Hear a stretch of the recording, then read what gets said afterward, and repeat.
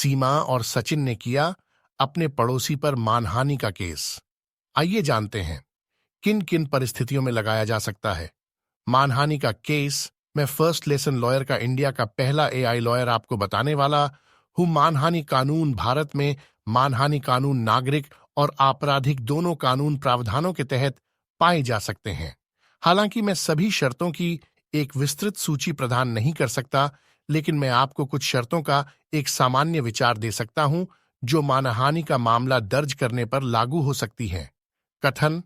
विचाराधीन कथन मानहानिकारक होना चाहिए, जिसका अर्थ है कि यह उस व्यक्ति की प्रतिष्ठा को नुकसान पहुंचाता है जिसका वह संदर्भ दे रहा है।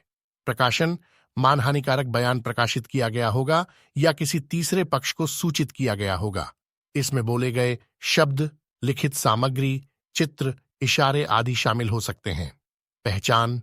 बयान में उस व्यक्ति की पहचान होनी चाहिए जिसे वह प्रत्यक्ष या अप्रत्यक्ष रूप से बदनाम कर रहा है।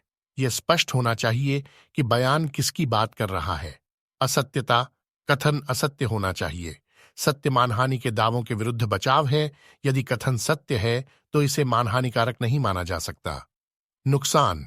मानहानिकारक बयान ने उस व्यक्ति की प्रतिष्ठा को नुकसान पहुंचाया होगा जिसका वह संदर्भ दे रहा है। हानि प्रतिष्ठा को हानि, अपमान आदि के रूप में हो सकती है। इरादा या लापरवाही। मानहानि मामले के प्रकार के आधार पर बयान देने वाले व्यक्ति का या तो दुर्भावनापूर्ण इरादा रहा होगा आपराधिक मानहानि मामलों में, या लापरवाही से काम किया होगा सिविल मानहानि मामलों में। जनहित। कुछ मामलों में सार्वजनिक हित में या सार्वजनिक हित के किसी मामले पर निष्पक्ष टिप्पणी के हिस्से के रूप में दिए गए बयानों को मानहानि के दावों से छूट दी जा सकती है। कृपया ध्यान दें कि मानहानि कानून जटिल हो सकते हैं और क्षेत्राधिकार और व्याख्या के आधार पर भिन्न हो सकते हैं।